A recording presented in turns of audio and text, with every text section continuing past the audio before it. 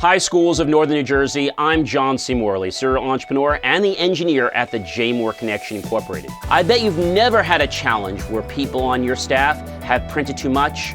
Maybe you've wasted toner like water, or perhaps not been able to keep control of those members that just seem to print things over and over again. Or perhaps maybe your school has been, unfortunately, attacked by ransomware. We help many with virus protection, malware, vulnerability scanning, patching, and even staying out of trouble with ransomware.